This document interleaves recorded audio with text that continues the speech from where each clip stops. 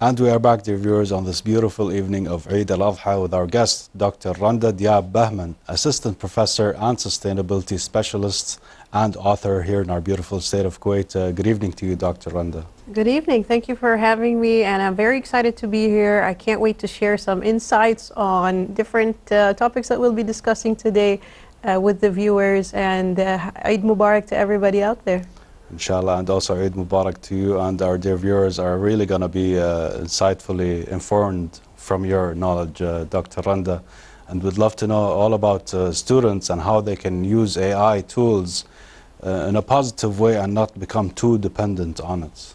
It's a long million-dollar question, as they say. AI has technically been around for a long time. So if you want to use the generic definition, things like Google is AI, you know, different tools that we've been using is more or less AI. It's just the hype around the way that we are using it nowadays in the generative AIs and whatnot. That's what's really putting a damper on what we can and cannot or should not do with AI. Has it been around for a long time? Of course. Has it been around in higher education, or were there tools that could extend to higher education? Now here's where we run into some gray areas. So in the meantime, AI is here. AI is here to stay. AI is here to, from my point of view at least, as well as research, there's plenty of research out there, it's here to stay, and it's here to make a positive impact. So it's here to enhance our work rather than do it for us. There is some work that is easily able to be generated by AI, but if you look at it as a powerful friend that could enhance your work, or mentor that you can bounce ideas off of, the sky is the limit when it comes to that. So there's stages that you grow into using AI in that way, and of course it takes a lot of practice, but I think ultimately it's here to enhance our lives, and if we use it in the right way, and we also have the responsibility to teach our children to use it in the right way, it's a very powerful tool. It is a powerful tool, as you said, Dr. Randa, and definitely opens some new content and context for the future of the students. So how can our students here in our beautiful state of Kuwait enhance their skills in the development of the artificial intelligence, and also will help them in their future jobs? It's, you start off with, right now, let me give you how to answer this question. I think would take more than one angle. So the first part is picking it apart and seeing what's actually happening.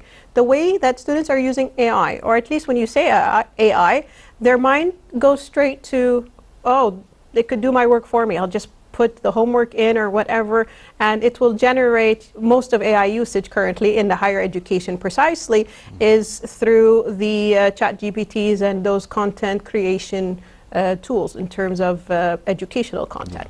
So the way that they're using it, this is probably the most basic level of usage. So with anything in life, you know, most people will know how to use it at a very basic level.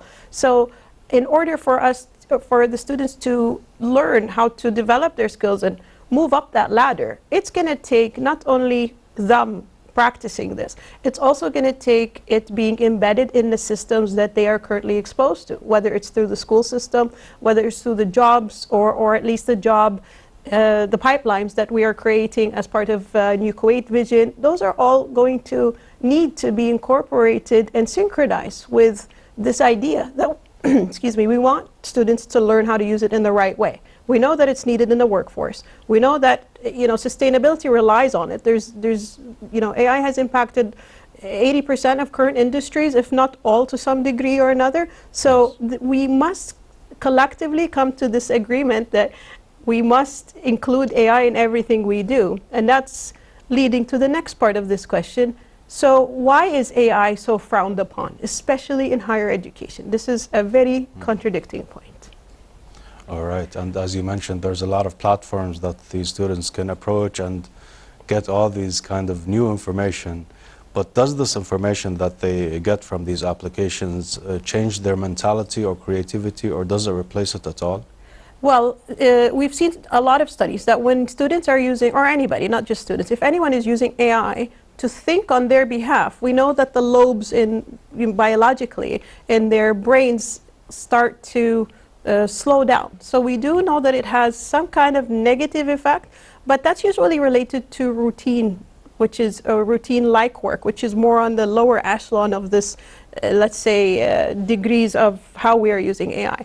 But once you cross that threshold between beginner and intermediate, or intermediate to expert, this is where your brain starts being more active, and this is more of, you know, perhaps an ethical issue. You're using the brains of AI, which is almost an infinite amount of brains. Yes. So this is where the governance of AI comes in. So we're looking at it from different angles. It's really difficult to answer that question because there are many moving parts to it, and it's just depends on the angle that you're, you know, looking at it, as well as what it is that you want out of it. So in higher education precisely, we've got, again, this kind of contradiction that says we need it, we know it, but, you know, if students use it, no. You'll notice that we've actually done some research here locally that most policies are against the use of AI. Okay. So it's pretty interesting to see that we want the students to use it, but no, you know, it counts as cheating. Where do we draw the line?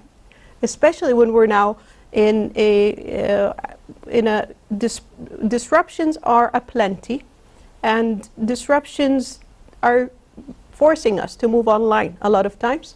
So whether it's through conflicts, or because of conflicts, because of weather, Kuwait has one of the lowest amount of days, school days in person, due to weather and to different elements. So that idea that we are needing to be online, plus this conflicting desire to use or not to use AI, it needs some attention, I think, at this point. All right, and as a professor or assistant professor at these colleges, I'm sure you follow up with the students and tell them how to use artificial intelligence properly, yes, and in the same context, and not cheat from it or copy information. I can't answer you with a straight face because in general, there are different ways that we detect AI, or AI usage. So the best way to go about it is to embrace it. And this is something that I try to bring to my students, where, for example, I'm teaching marketing, a typical marketing class. However, I insist that this marketing class is in a lab, in a classroom where there are computers, just to test out how students, you know, get a feel as to, you know, how things work when it comes to online, and how everything is related, or at least has some element that is related to AI. So I insist that it's being embraced in that way. So that's one part, or one angle that I'm trying to tackle it. And then I'll give them an assignment, and I'll keep it open-ended. I will say something like, give me your opinion on this article, read it and let me know. Of course, typically we would get a student who would put it in ChatGPT and come up with the answers. And what students don't realize is that no matter how many different ways you ask that question, you are more or less going to get the same exact answer. You have to remember, this is a machine. So then we go into step 2. It's kind of like writing class. The first time I went to a writing class, the teacher said, all right, tell me everything you know about, let's say, the mall. And everybody wrote the same words. And he said, take the piece of paper, rip it in half, get rid of it. You see all these words? I want you not to use them. And this is the same approach that I use in my approach to how we use AI. You know, you've seen it now. You saw what your friend wrote. You've seen it live. Now I want you to take it to the next level. See everything you wrote? I want you to never write it again. And that's where we move to this creative part that AI is so good at enhancing. So you'll ask them, what do you think of this argument? Or how do you come up with, can you compare? Or can you tell me what is the history? That's where the learning starts to happen. And then you see light bulbs go off, and they're so excited now. Oh, this could actually help me and benefit me, not just help me and get the job done. So this is how I bring it into my classroom, and I try to embrace it in that way. That's really cool for our students, really, in these future days, that they are using artificial intelligence. Back in the days, we used to just paraphrase from books, and we use Google Documents or to search these random books and just get information. But definitely with the use of artificial intelligence, they are getting more spotlight, more answers. Yes. But is these answers correct in a way, or how do you make them know that this is a trustworthy content, for example? See, so now we're attacking it from a different angle. So if I were to say that the AI could help me enhance my own thought process, this is one direction. And then we look at, well, how good is the information that is given to me? You know, how authentic is it? Is it true? You know, most of the citations, for example, that we figured along the way of AI usage, most of them were not real. So now we come up with different prompts and say, can you check that this research actually exists and make sure that it's an academic research? As you said, we used to do this manually. We would have to look, you know, before the internet, we'd go to the library and look through encyclopedias. And then the library came along, or sorry, Google came along, and, you know, with all due respect, people had the same dilemma. That, oh, Google is going to do the work for you, it's going to be cheating. It's not. This is simply what you're seeing now. Even ChatGPT is simply a research tool. Whether you choose to use it as so or not is up to you. It's simply there to give you facts. You have to check the fact. This is also something I do in my classroom. There's usually with my students, you know, where I'll give an assignment and I'll say, this is research-based. I need you to come up, for example, you mentioned citations. And then you'll see a different angle of things. So students will start giving me, you know, another part of the story is that AI has a signature. So to the trained eye, you can see it immediately, especially if you're a writer or if you have research. It's not that difficult to pick up on. So the way that the words are placed and the lingo that's used and the way that the argument is explained. So then I have to get creative in the way that I start grading. So I'll say originality grades. I'll say flow of argument. And when they start noticing that everyone in the room has more or less the same exact answer in that originality, it's not very original. So they'll start realizing that we're not here to punish them. We're here to teach them the ways and show them in their own eyes how AI can not be beneficial. You know what I mean? So it all depends on the argument and the, you know, context. So I hope that my students have picked up on that, and I did see a big difference. I usually see a big difference from the time they enter the classroom, thinking that AI is solely, you know, for, cheating purpose. It's not, you know, and again, that's when the magic happens. All right, definitely some magical, beautiful, informative information, dear viewers. But we shall take a short break with this next report, and we shall be right back with Dr. Bahman to get more information, so stay tuned. And we are back, dear viewers, on this beautiful evening with our guest, Dr. Randa Diab-Bahman, an assistant professor and sustainability specialist and also author here in our beautiful state of Kuwait. So, Dr. Randa, we want to ask you about how can teachers use AI in simple ways and also in their teaching skills, how to improve students' skills without reducing it. So I think, again, it depends on the context. So there's a lot of, for example, if you were to tell me, how can I use AI in programming, you know, it's very easy. You know, the better you are given a prompt, the better output that you will have. So this is more of a easy kind of solution. Just use a better software, or that would be my advice, or invest in something that's got labs, for example, for the students. But when it comes to the soft sciences, which is the social sciences, the business world and whatnot, now medicine functions in a similar way to the hard sciences, because there are straightforward ways to engage and to perhaps assess the learning process of AI usage, because they do use programs and they're more binary. You know, do you learn how to use it or not? Why? Because there's output. When it comes to the social sciences, it's a bit tricky. When it comes to mathematics, for example, it's a bit tricky. So there are different methods. Like I said, it has to be a collective approach. It can't just be, you know, I'm teaching the students, but they're still using it wrong. It can't be that. So what I call for regularly is this idea of integration, this idea of embracing, and this idea of giving it a little bit of at a time. So it's not, today children or students, we are going to learn AI. It's not like that. It's more or less like, see how AI is present in marketing, see how AI is present in the media, see how you can, there are different or new programs that you can use for AI. All right, let's see how we can do it ourselves.